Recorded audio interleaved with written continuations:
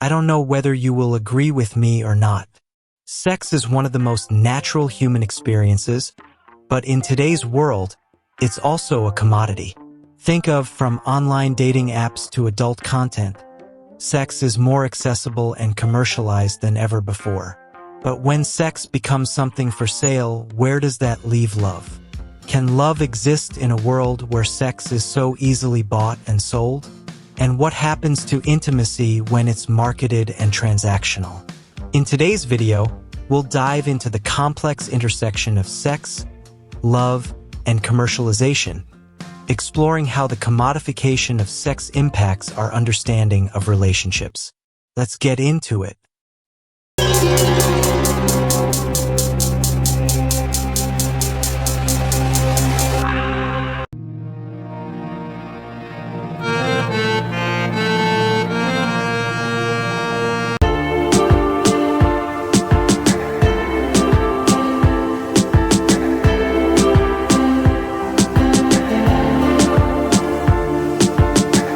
Hello and welcome to Studentset, a channel for intelligent and curious people like you.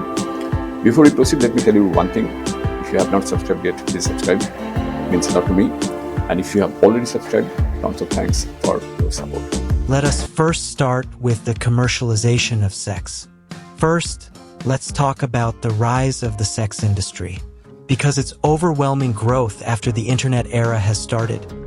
The global sex industry is estimated to be worth over $100 billion, or even more, encompassing everything from pornography to escort services, to virtual reality experiences.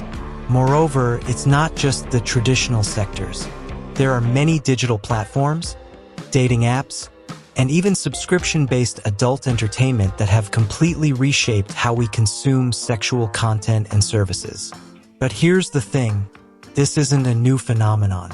Sex has been commodified in one form or another for centuries. Yes, it's a true and historical fact that we cannot ignore. Why? Because whether it's been done through the historical tradition of sex work or even the art of seduction as a form of power, what's different today is the scale and accessibility. And why not?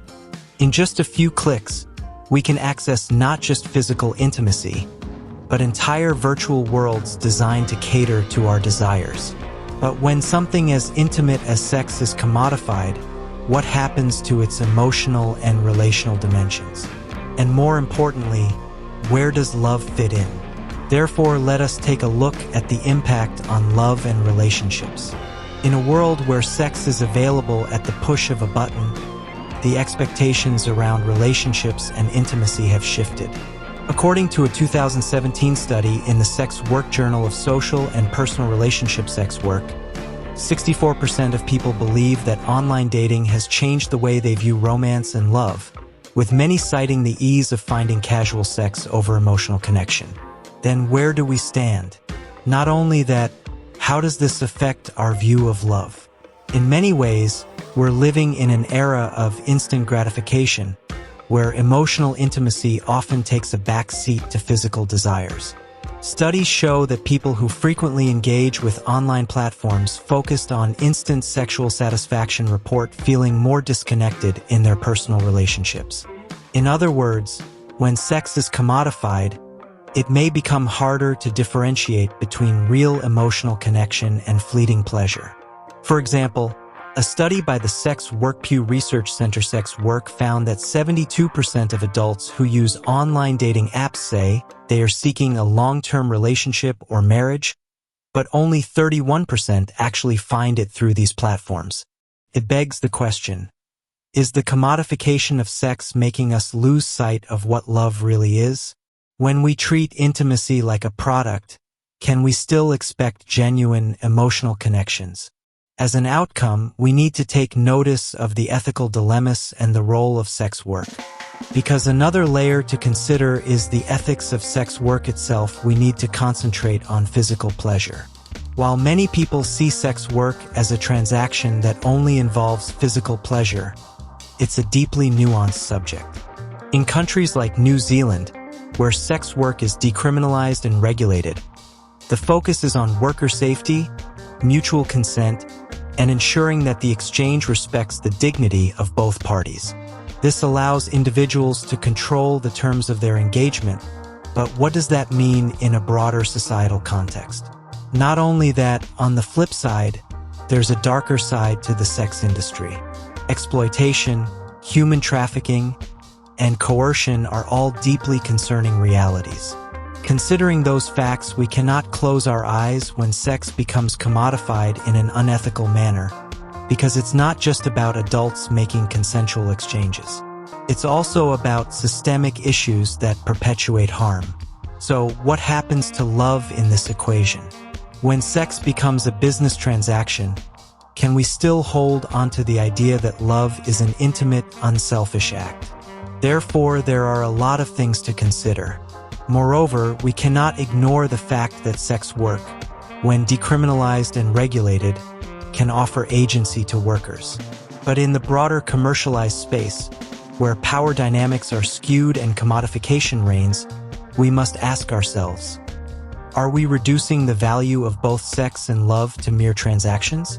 Despite the commercialization of sex, love is still very much alive.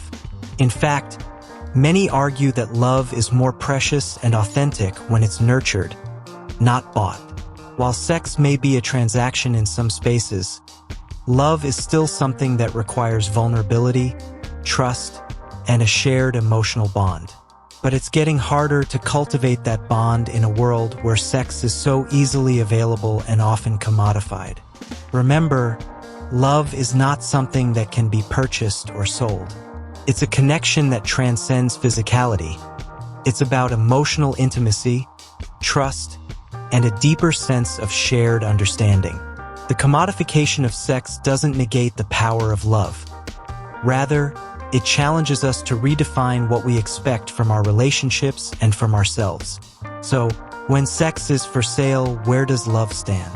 Love exists outside the marketplace, not as a product, but as a deeply human experience.